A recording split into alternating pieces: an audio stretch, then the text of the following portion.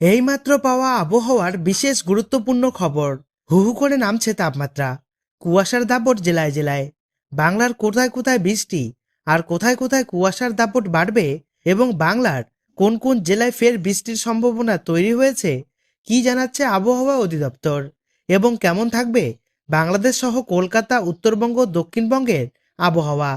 এই বিষয়ে আবহাওয়ার কাছ থেকে যে গুরুত্বপূর্ণ বিশেষ আপডেটগুলি চলে এসেছে তাই কিন্তু আমি আজকে আপনাদেরকে জানিয়ে দেব এই ভিডিওটির মাধ্যমে। বিস্তারিতভাবে জানতে হলে অবশ্যই ভিডিওটি শেষ পর্যন্ত মনোযোগ সহকারে দেখবেন এবং ভিডিওটি ভালো লাগলে একটি লাইক করবেন। আর এমনই প্রতিনিয়ত আবহাওয়ার লেটেস্ট খবরগুলি পেতে আমাদের চ্যানেলটিকে সাবস্ক্রাইব করে আমাদের পাশে থাকবেন। তো চলুন ভিডিওটিকে শুরু করা যাক। কুয়াশার দাপট ক্রমশ বেড়েই চলেছে কলকাতা, বাংলাদেশ সহ উত্তর ও দক্ষিণবঙ্গের বিভিন্ন জেলাগুলিতে।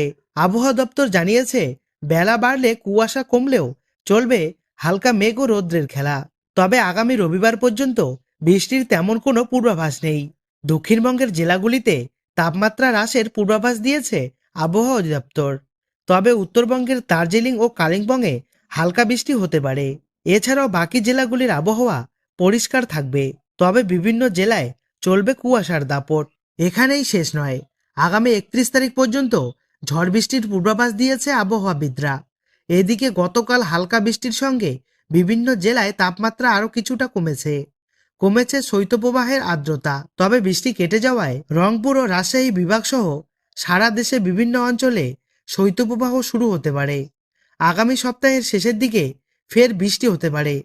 তবে আজও রাজশাহী, রংপুর, ময়মনসিংহ, ঢাকা ও সিলেট বিভাগের অধিকাংশ জেলায় তীব্র ঘন কুয়াশায় ঢাকা থাকতে পারে।